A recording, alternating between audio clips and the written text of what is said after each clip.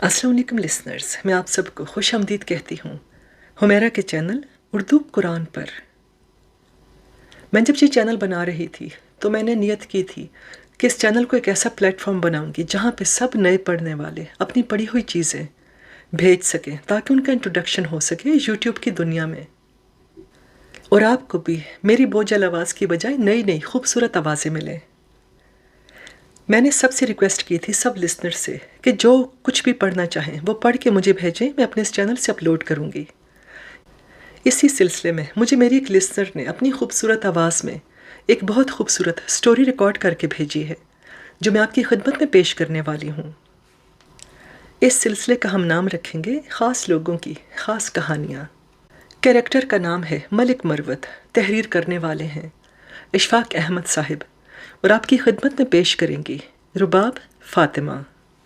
मुझे उम्मीद है कि आपको ये कहानी पसंद आएगी और आप नए पढ़ने वालों की हौसला अफजाई भी फरमाएंगे। जज़ाकल्ला खैर।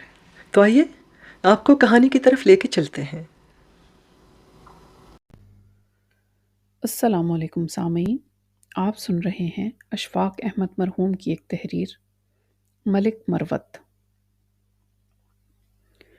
कुछ ऐसा अजीब दिन भी नहीं था, कुछ इसके दिमाग पर बोझ भी नहीं था।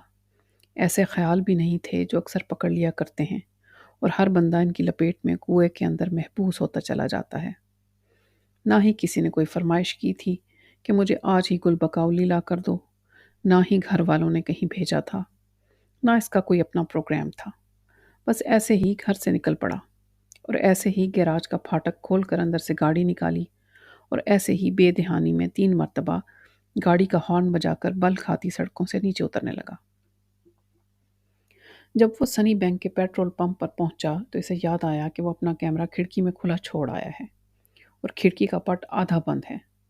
बारिश ना भी आई तो फिर भी कैमरे के भीग जाने का पूरा अंदेशा है, क्योंकि कोई नन्हा मासूम बादल इस खिड़की में दाखिल होकर जब अंदर कमरे में उतरेगा तो सबसे पहले कैमरे से लिपटेगा। लेकिन अब वो वापस भी नहीं जा सकता था कि इसका दिल वापस जाने पर रजामंद ही नहीं था। दानियाल ने पीछे मुड़कर देखा। कॉन्वेंट की लड़कियों से भरी एक वैन उसका पीछा कर रही थी। इसने एक तरफ होकर वैन को रास्ता दिया, फिर सोचने लगा, अगर मैं यहीं से अपने ख्याल की लेज़र बीम खिड़की पर मारूं तो खिड़की का पट फौरन बंद हो सकता है।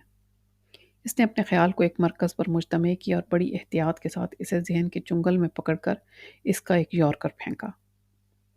खिड़की का फट वैसे ही खुला का खुला रहा और कैमरा उसी तरह विंडो सिल के ऊपर पड़ा तैरते बादलों को अपने लेंसेज में उतारता रहा। लेकिन यह दानियाल का एक मुहतात अंदाज़ा था।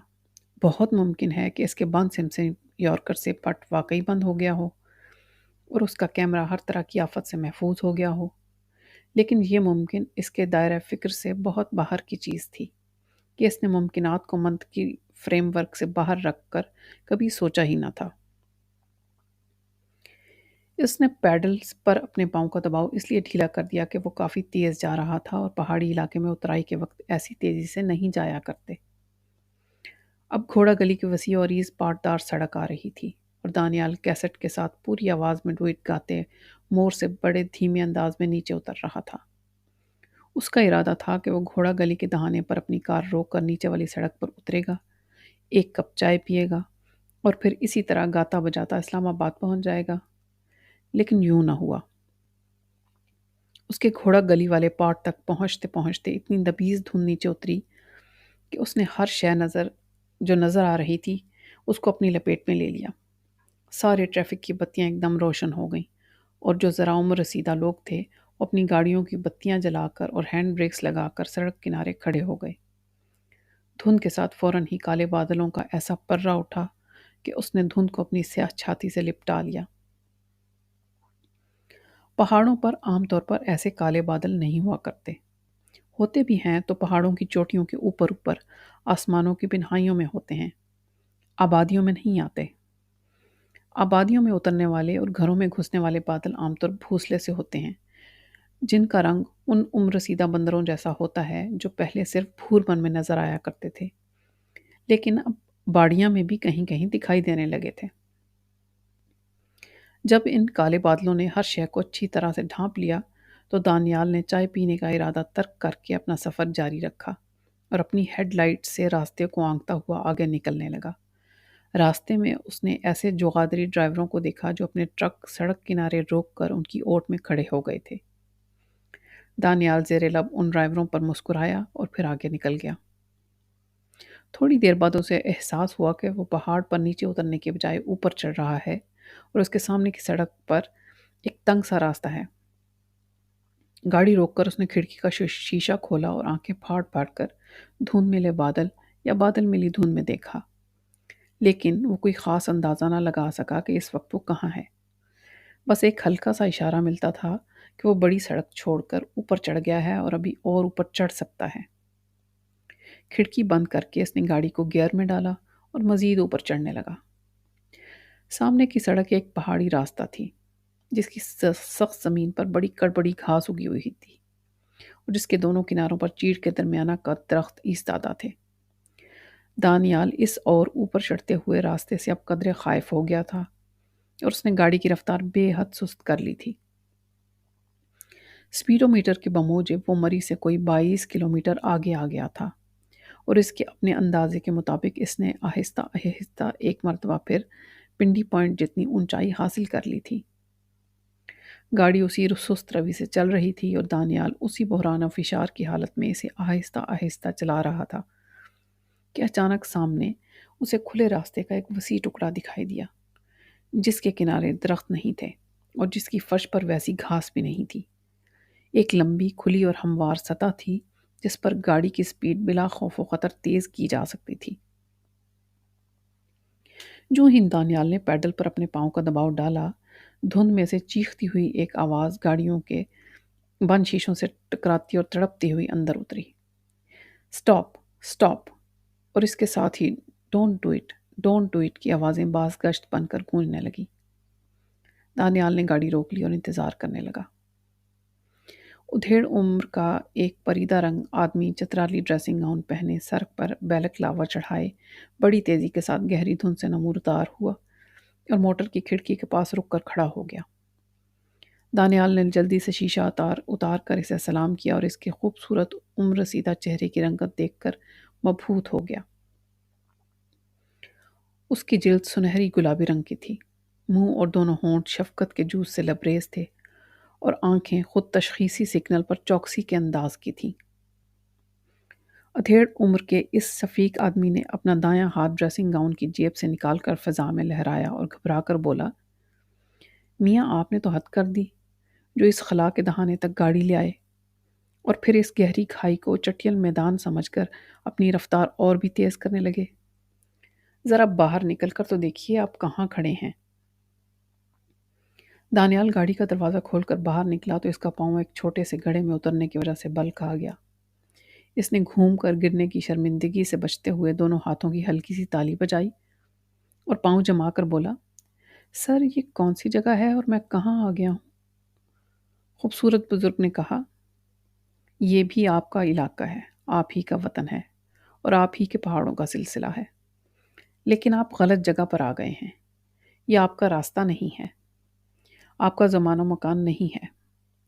دانیال نے کہا، سر ذرا سی دھند چھٹ جائے اور مطلع صاف ہو جائے تو پھر میں دیکھتا ہوں کہ مجھے کس طرف کو نکلنا چاہیے۔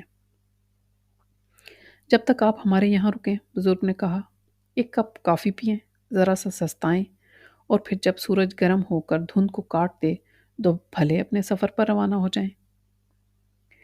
دانیال بزرگ کا شکریہ ادا کر کے ان کے پیچھے پیچھے ہو لیا۔ جب وہ پگڈنڈی پر سے اتر رہے تھے تو دانیال نے دیکھا کہ اس کے گھر کو جانے والا راستہ بہت ہی خوشگوار اور بے حد موافق، مہربان اور نیاز مند سا تھا۔ جیسے جیسے وہ چلتے جا رہے تھے، راستہ انہیں راہ دیتا جا رہا تھا۔ ایک قدم اٹھانے پر 5 قدم ادب کے مارے خود ہی نیچے سے سرک جاتے۔ جلد ہی وہ اس بزرگ کے گھر پر پہنچ گئے۔ یہ پرانی وضع کی ایک مضبوط اور سنگین کوٹھی تھی جو پتھروں کو گھڑ کے بنائی گئی تھی اور جس کے بڑے دودھ کشوں سے ملگجے رنگ کا دھواں اٹھ رہا تھا۔ باہر کا آہنی گیٹ بھاری لوہے کا بنا ہوا تھا اور اس پر کوئی 1 ہفتہ پہلے کا سندوری پینٹ جگمگا رہا تھا۔ یوں تو دھند کے سمندر میں ہر شے موٹے ٹھنڈے دھوئیں میں لپٹی ہوئی ہوتی ہے اور جو آگے بڑھیں ہر لپٹی ہوئی شے کے خد و خال واضح ہونے لگتے ہیں۔ لیکن اس جگہ کا کچھ عجیب معاملہ تھا کہ قریب آنے پر نہ صرف ہر شے واضح ہوتی چلی جاتی تھی بلکہ اس پر روشنی کا ایک ہالہ سا بھی پھیل جاتا تھا جو اسٹیج پر گاتی ہوئی بغیر تناؤں کی سیاہ گاؤن پہنے پریما دونا پر پڑا کرتا ہے۔ کوٹھی میں داخل ہونے سے پہلے دانیال نے گیٹ کے دائیں کونے میں بزرگ کے نام کی کالی سیاہ تختی دیکھی جس میں براق حروف میں ان کا نام لکھا تھا، ملک مروت۔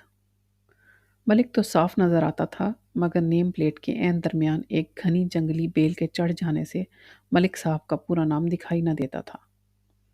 ایک آخر کی تے تھی جو اپنے صحیح خد و خال کے ساتھ نظر آ رہی تھی، لیکن پتہ نہیں کہاں سے ہوا کا ایک جھونکا آیا اور بیل کیمرے کے شٹر کی طرح ایک سیکنڈ کے 100ویں حصے کے لیے ادھر کو ہٹی تو دانیال کو ملک مروت کا پورا نام ایک کوندے کی طرح نظر آیا اور پھر اس طرح سے چھپ بھی گیا۔ ڈرائنگ روم کے اندر آتش دان میں آگ جل رہی تھی اور کھنگلوں کا ایک بڑا سا ٹوکرا قریب ہی رکھا تھا۔ وکٹورین طرز کے صوفے اسی زمانے کی یاد دلاتے تھے کیونکہ ان کی لکڑی ساگوان کی تھی اور اپنی حیت میں وہ بے حد وزنی نظر آتے تھے۔ ان کی پوشش بھی اسی زمانے کی تھی۔ کمرے کے اندر کی فضا نکھی نکھی یار باش اور جب بھی مار قسم کی تھی۔ تھکے مرتے دانیال کو صوفے پر بیٹھ کر بڑا لطف آیا اور اس کی آدھی تھکن دور بھی ہو گئی۔ صوفے کے دوسری جانب ایک اونچی سی آبنوسی میز پر پرانی وضع کے آن لکر، ٹیٹلر، پنچ اور السٹریٹڈ ویکلی کے رسالے پڑے تھے۔ دانیال نے حیرانی سے ان رسالوں کو دیکھا اور ابھی وہ ان تک پہنچا نہیں تھا کہ ملک صاحب گرم گرم کافی کا ایک بڑا سا مگ اور ساتھ کوکونٹ جنجر بسکٹ لے کر آ گئے۔ دانیال اٹھ کر کھڑا ہو گیا تو انہوں نے ہاتھ کے اشارے سے کہا، بیٹھیے بیٹھیے، تشریف رکھیے، آج ہمارے یہاں چھٹی کا دن ہے۔ سارے ملازم اپنے اپنے کام سے گئے ہیں، صرف ایک کمبل لپیٹ کر گہری نیند سو رہا ہے اور میں نے اسے جگانا مناسب نہیں سمجھا۔ دانیال نے بات کاٹ کر کہا، آپ نے خام خواہ تکلیف کی، مجھے تو آپ کے گھر کے محبتی ماحول نے اتنا کچھ عطا کر دیا ہے کہ اس تکلف کی چنداں ضرورت نہیں تھی۔ ضرورت کیوں نہیں تھی؟ ملک صاحب نے مسکراتے ہوئے کہا، آپ اتنی دور ڈرائیو کر کے ہمارے علاقے میں آئے ہیں، ہمارے مہمان ہیں، ہمارا اتنا بھی فرض نہیں کہ اس بھیگے ہوئے موسم میں آپ کو کافی کے 2 گھونٹ پیش کر سکیں۔ دانیال نے کہا، آپ کا تو چہرہ ہی ایسا خوشگوار اور پربہار ہے کہ آدمی سب کچھ بھول کر اسی میں محو ہو جاتا ہے۔ اوپر سے آپ کا نام، داد و دا کا منبع، شرافت کا مرکز اور پھر آپ کے بات کرنے کا انداز۔ ملک صاحب نے کہا، اگر آپ غسل خانے جانا پسند کریں تو وہ سامنے اسکرین کے پیچھے واش روم ہے۔ دانیال نے جی نہیں شکریہ کہہ کر کافی کا مگ ہونٹوں سے لگایا تو پہلے ہی جرعے میں ایک کے ساتھ 2 سپ لے گیا۔ ایسی کافی اس نے اپنی زندگی میں پہلے نہیں پی تھی۔ وہ چینی کے بھاری مگ کو اور کافی کے نسواری مگر نوری رنگ کو دیکھ کر حیران رہ گیا۔ مگ میں اور کافی میں کچھ عجیب طرح کا تعلق تھا۔ اس نے اپنے تحیر کو چھپاتے ہوئے کہا، ملک صاحب، آپ یہاں اکیلے رہتے ہیں؟ اب تو مجھے اکیلا ہی سمجھیے، لیکن پہلے ایسا نہیں تھا۔ گویا اس وقت میرے ساتھ میرے نوکر چاکر، ملازم پیش خدمت اور کارندے سبھی لوگ موجود ہیں، لیکن اپنے اپنے انداز میں۔ میں اکیلا ہوں۔ اور کب سے آپ یہاں ہیں؟ دانیال نے حیرانی سے پوچھا۔ ایک مدت ہی ہو گئی، اب تو مجھے ٹھیک سے یاد بھی نہیں ہے۔ اس کوٹھی میں اسکاچ کمپنی کا ایک کمانڈر رہتا تھا اور ادھر اور بھی بہت سے کمانڈروں کی کوٹھیاں تھیں جو گرمیاں گزارنے یہاں آیا کرتے تھے۔ ان کی کمپنیاں بھی ان کے ساتھ ہوا کرتی تھیں جو ساری وادی میں اپنے ٹینٹ لگا کر دور دور تک پھیل جاتی تھیں۔ صبح کے وقت جوان ڈھلانوں پر ڈرل کیا کرتے، ڈھلانوں پر ہی فارمیشن بنا کر مارچ کیا کرتے تھے، مگر یہ بہت پہلے کی بات ہے۔ لیکن آپ کب یہاں آ کر آباد ہوئے؟ دانیال نے پوچھا، اور آپ کو کس طرح یہاں رہنے کا خیال آیا؟ یہ ایک لمبی کہانی ہے، ملک صاحب نے کہا، اور اس قدر طویل ہے کہ اسے اگر آپ سنانا شروع کروں تو نہ آپ اپنی منزل پر پہنچ سکتے ہیں اور نہ ہی میں اپنا فرض سر انجام دے سکتا ہوں۔ پھر کسی وقت پر اٹھا رکھتے ہیں۔ بہت خوب، دانیال نے قدرے بے تکلفی سے کہا، گویا اس کے بعد ہماری ملاقات پھر بھی ہو سکتی ہے۔ کیوں نہیں، کیوں نہیں، ملک صاحب نے یقین کے ساتھ کہا، ساری دنیا امید پر قائم ہے اور اسی قیام ہی سے دنیا کا نظام ہے۔ ہم کیوں نہیں ملیں گے بھلا؟ ہم ضرور ملیں گے۔ لیکن کیسے؟ دانیال نے پوچھا۔ ایسے ہی جیسے اب ہم مل رہے ہیں، اتفاق سے، مقدر سے، ایک حادثے کی وجہ سے جو رک گیا، یا ایک طے شدہ وقت کی وجہ سے جو کسی اور وقت میں پہلے سے طے پا گیا تھا، یا پھر ایسے ہی اس سنکرونائٹی کی وجہ سے جو ہم دونوں کے درمیان موجود ہے، یا کہیں سے موجود ہوئی ہے۔ بہت ساری وجہیں ہیں، ملک صاحب نے کہا، اتنی ساری کہ اب ہم انہیں شمار بھی نہیں کر سکتے۔ دانیال بڑی دیر ان کے سامنے بیٹھا علم و حکمت کی باتیں سنتا رہا۔ پہلے تو اس نے گفتگو میں شرکت بھی کی، چند ایک سوال بھی پوچھے، لیکن جب ملک مروت اس کے دل کی گہرائیوں تک خود ہی پہنچ گئے تھے تو اس نے سوال کرنا بند کر دیے اور اس چوزے کی طرح بیٹھ گیا جسے سانپ سونگھ رہا ہو۔ بڑی دیر تک باتیں کرتے رہنے کی وجہ سے ملک صاحب کے چہرے پر ہلکی ہلکی تھکاوٹ کے آثار پیدا ہو گئے تھے۔ انہوں نے اکلوتی پرانی گھڑی کو دیوار پر دیکھا اور چونک کر کہا، اوہ، باتوں باتوں میں خیال ہی نہیں رہا، اب تو آپ کے جانے کا وقت ہو گیا ہے۔ باہر دھند چھٹ گئی ہے اور راستہ بالکل صاف ہو گیا ہے۔ دانیال نے گردن گھما کر کھڑکی کی طرف دیکھا تو باہر سورج چمک رہا تھا اور کھڑکی میں سے اس کی روشنی پرانے شکار گاہ پر پڑ رہی تھی۔ وہ شکریہ ادا کر کے اٹھا تو ملک صاحب بھی اس کے ساتھ ہی اٹھ کھڑے ہوئے۔ انہوں نے اپنے سر کی بیلکلاوا اتار کر میز کے کنارے پر رکھ دی اور دانیال کو ساتھ لے کر ڈرائنگ روم سے باہر نکل آئے۔ تیز دھوپ سے پہاڑوں کی چوٹیوں سے لے کر نیچے وادیوں تک ایک سار پھیلی ہوئی دھوپ تھی اور اس نے جگہ جگہ درختوں کے گہرے جھنڈوں کو بھی اجال رکھا تھا۔ دانیال کو یہ دیکھ کر ایک زور کا چکر آیا اور وہ ایک پتھر سے ٹھوکر کھا کر گرتے گرتے بچا۔ اس کی موٹر تیز دھوپ کے اندر پہاڑ کی ایسی چوٹی پر کھڑی تھی جس کے چاروں طرف گہری وادیاں تھیں اور اس چوٹی تک پہنچنے کا کوئی راستہ بھی نہیں تھا۔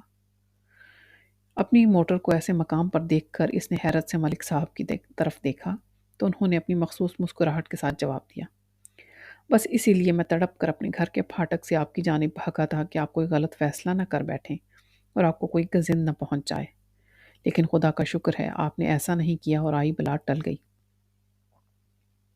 دانیال نے کہا، لیکن سر یہ میری موٹر وہاں کیسے پہنچ گئی؟ کمال ہے بھائی، ملک صاحب نے ہنس کر کہا، چلا کر خود لائے اور اب پوچھ مجھ سے رہے ہو۔ لیکن یہ وہاں سے اترے گی کیسے؟ اس کی فکر نہیں، ملک صاحب نے اپنے سر پر ہاتھ پھیرتے ہوئے کہا، جو یہاں پہنچ گئی ہے وہ واپس بھی جا سکتی ہے۔ پھر راستے میں دانیال نے ملک صاحب سے جتنے بھی سوال کیے، ملک صاحب نے ان میں سے ایک کا بھی جواب نہیں دیا۔ وہ پوچھتا رہا اور وہ چلتے رہے۔